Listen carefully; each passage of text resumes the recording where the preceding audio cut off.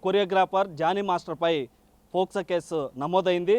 ఏదైతే తమ అసిస్టెంట్గా ఉన్నటువంటి ఇచ్చినటువంటి ఫిర్యాదు మేరకు లైంగిక వేధింపులు చేశారని చెప్పి ఇచ్చినటువంటి ఫిర్యాదు మేరకు కూడా ఈ యొక్క కేసు నమోదవడంతో కూడా ఇప్పటికే జానీ మాస్టర్ని అరెస్ట్ చేయడం జరిగింది. అయితే దీనిపై కూడా ఇక్కడ ఏదైతే మనం నెల్లూరుకి సంబంధించినటువంటి జానీ మాస్టర్ ఈ నెల్లూరులో ఇప్పుడు ఉన్నటువంటి ప్రాంతంలో గతంలో చిన్నతనంలో ఇక్కడే ఉండేవాడు. మనం ఏదైతే చూస్తున్నాం ఈ యొక్క ప్రాంతంలో కూడా జానీ మాస్టర్ ఫాదర్తో కలిపి ఇక్కడైతే ఉండేవారు. ఏదైతే అతని చిన్నతనం కూడా ఇక్కడ అతని కెరీర్ కూడా ఇక్కడి నుంచే మొదలైందని కూడా చెప్తూ ఉంటారు.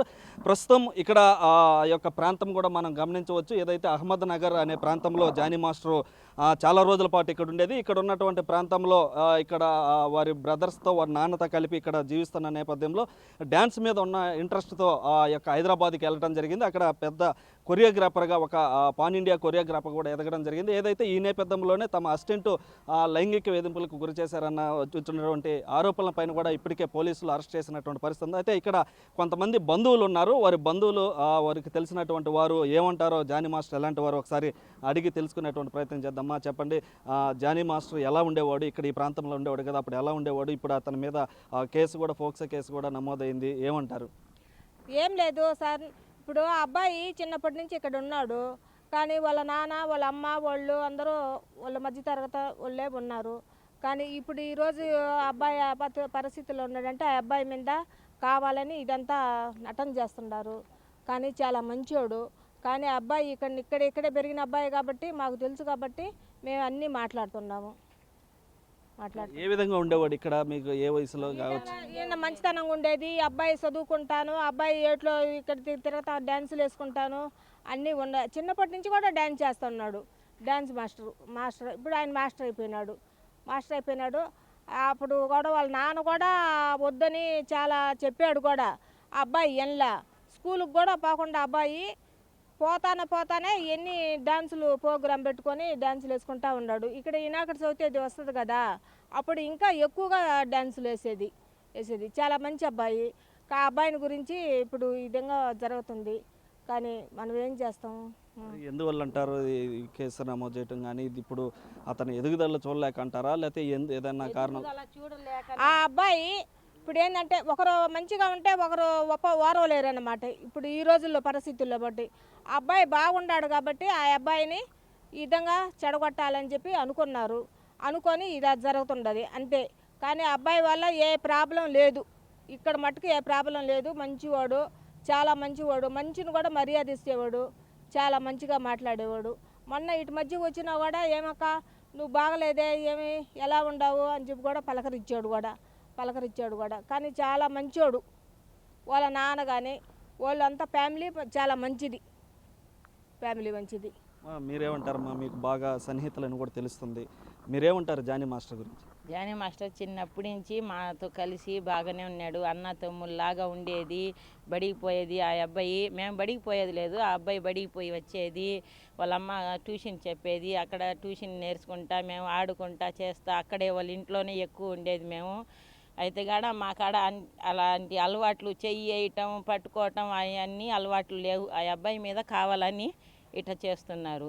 ఆ అబ్బాయి చాలా మంచోడు. వస్తే కాడ బాగా మాట్లాడతాడు, బాగానే ఉంటాడు, కలిసిమెలిసి ఉంటాడు. మొన్న ఎలక్షన్ అప్పుడు కూడా వచ్చి ఎట్టున్నారు ఏంది అని ఇదంతా కలిసి ఏటికి నీళ్ళు వచ్చినాయి, ఎట్టున్నారు ఏంది అని నేను సాయం చేస్తాను మీరందరికీ అని మాట్లాడి చేసిపోయారు.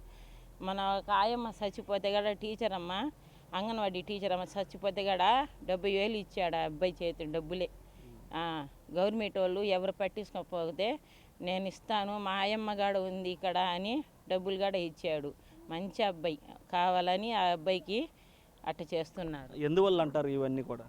కావాలని ఈడు బాగా పడుతున్నాడు, ఎక్కడో ఇంచి వచ్చి ఇక్కడ బాగుపడుతున్నాడు, ఏంది ఈడు ఇట్టున్నాడే అని అట్ట కావాలని ఇట్లా చేస్తున్నారు. అది మీకు తెలుసా సార్ జానీ మాస్టర్? తెలుసు సార్, తెలుసు.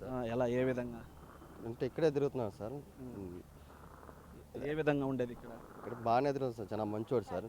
డ్యాన్స్ ప్రోగ్రామ్ బాగా డ్యాన్స్ ఉన్నా ఆయన పోయేది. చాలా మంచి వ్యక్తి. మన ఇంత ఆయన ముందు ఎవరో వారవలేక ఎవరో చెప్పారు సార్, ఎవరో వారవలేక కావాలని సృష్టించారు సార్. ఇంతవరకు మన గెలిచే వరకు ఇంతవరకు ఏడా లేదు సార్. జానీ మాస్టర్ అయితే ఇంతవరకు బాగానే మా మంచితనం మనకి వచ్చి ఎప్పుడు వచ్చినా కలిసిపోయేది, అందరు పిల్లకాయలతో వచ్చినా కానీ మాట్లాడిపోయేది.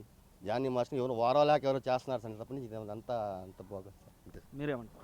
అదే నాకు కావాలని చేస్తున్నారు. విధంగా పక్కన వాళ్ళు విధంగా కోరియోగ్రాఫర్ అవ్వకూడదని, విధంగా ఆయన కోరియోగ్రాఫర్ ఆయన స్థానం తీసేసుకోవాలని, విధంగా పైకి ఎదగాలని, ఆయన కింద తొక్కేయాలని అది ప్లానింగ్ వేసుకుని విధంగా చేస్తున్నారు. ఇంకోటి ఏంటంటే చిన్నప్పటి నుంచి మేము చూస్తూ ఉన్నాం, ఈ ఏరియాలో పాచకు షామనగర్లోనే ఉండింది. ఇక్కడ మేము ఎట్లా క్రికెట్ ఆడుతూ ఉంటాం, మేము బాల్ అందిస్తూ ఉంటాం, ఎట్లా చేపలు పడతాం, మునుగుతూ ఉంటాం. చిన్నప్పటి నుంచి బాగా చూసిన వాళ్ళం మేము. ఈ విధంగా జరిగిందంటే ఇది నమ్మబుద్ధి కావట్లేదు మాకు. ఇది కావాలని ఏదో సంథింగ్ రాంగ్ ఏదో అయింది, ఏదో చేస్తున్నారు కావాలనే వీళ్ళు. అదేనా ఒకసారి జానీ మాస్టరు నెల్లూరు బోడుగడ్ తోట అహ్మద్ నగర్లో ఉన్నటువంటి ఇల్లును కూడా మనం ఒకసారి గమనించవచ్చు.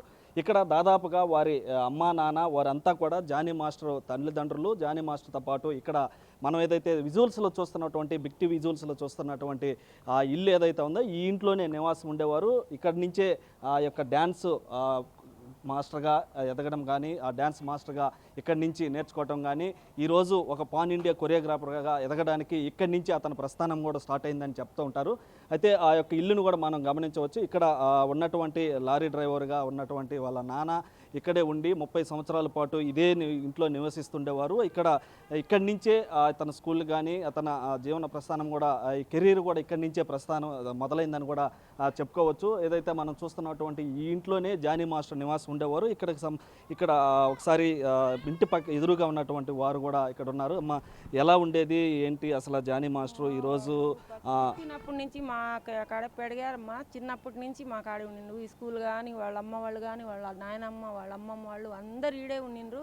వాళ్ళు ఇక్కడే బాగా మంచి పిల్లోడమ్మా. మా ఊళ్ళోనే ఆడుకొని మా దగ్గరే వాడుకొని పెద్దోడు అయ్యి వెళ్ళాడమ్మా. మా పిల్లలతో ఆడుకునేవాడు, మా పిల్లలతో క్లాస్ పోయేవాడు, మా పిల్లలతోనే ఉండేవాడు, మా ఇళ్ళల్లోనే పెరిగాడు. మేము అది ఎట్ట వచ్చిందో అది చెడ్డ పేరు తేవాలని వాళ్ళు కావాలని చేస్తున్నారు. కావాలి ఆయన మాకు మాత్రం మంచి అబ్బాయి. అది నా పేరు హరికుమార్ రెడ్డి. నేను నెల్లూరు జిల్లా పవన్ కళ్యాణ్ యువత అధ్యక్షుడిని, అలాగే కోర్ నియోజకవర్గం జనసేన పార్టీ నాయకుడినండి. ఇప్పుడు గత కొద్ది రోజులుగా జానీ మాస్టర్ ఇష్యూ అందరికీ తెలిసిందే, చూస్తూ ఉన్నాము అందరం కూడా. మేమైతే ఒక నెల్లూరు వాసిగా ఇటువంటి ఆరోపణలు జానీ మాస్టర్ గారికి మీద వచ్చినందుకు చాలా బాధపడుతూ ఉన్నాం. ఎందుకంటే అతనితో చాలా సంవత్సరాలుగా మాకు సన్నిహిత సంబంధాలు ఉన్నాయి. అది ఎలా అంటే జనసేనలోకి వచ్చిన తర్వాత మరీ బలపడింది జానీ మాస్టర్ గారు. దానికి ముందు కూడా మేము ఎటువంటి సేవా కార్యక్రమాలు చేసినా సరే ఒక జానీ మాస్టర్ గారిని నెల్లూరు వాసిగా ముఖ్య అతిథిగా ఏ ప్రోగ్రాం కూడా మేము ఇన్వైట్ చేసుకున్న వాళ్ళమే.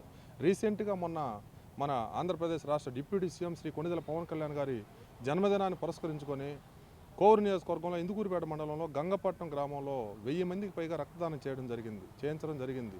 1000 కేజీలకు పైగా భారీ కేక్ కటింగ్ కూడా చేయించడం జరిగింది. ఆ రోజు కూడా మా ఎమ్మెల్యే శ్రీ వేమిరెడ్డి ప్రశాంత్ రెడ్డి గారు, ఎంపీ గారు వేమిరెడ్డి ప్రభాకర్ రెడ్డి గారితో పాటు జానీ మాస్టర్ వాళ్ళ మిస్సెస్ కూడా రావడం జరిగింది, ముఖ్య అతిథులుగా రావడం జరిగింది. ఆవిడ జానీ మాస్టర్ గారి మిస్సెస్ బ్లడ్ కూడా మా క్యాంపులో ఇవ్వడం జరిగింది. ఎందుకంటే అంత సన్నిహిత సంబంధాలు ఉన్నాయి. వాళ్ళు సేవాగుణం కలిగిన వాళ్ళు. నెల్లూరు వచ్చినప్పుడల్లా ఏదో ఒక మంచి పని చేసి వెళ్తూ ఉంటారు. లాస్ట్ టైం వచ్చినప్పుడు కూడా నెల్లూరుకి ఈ ప్రెస్ క్లబ్లో ఒక ఏసీ లాంటిది కూడా డొనేట్ చేయడం జరిగింది. వీళ్ళ గురించి ఎందుకు చెప్తున్నాం అంటే ఇప్పుడు ఇచ్చిన ఆరోపణలకి తప్పు చేస్తుంటే ఎవరికైనా శిక్ష ఒకటే, అవతల ఆడపిల్ల ఎవరు బిడ్డ అయినా సరే ఆడబిడ్డే. మేమనేది ఏంటంటే నేరం నిరూపణ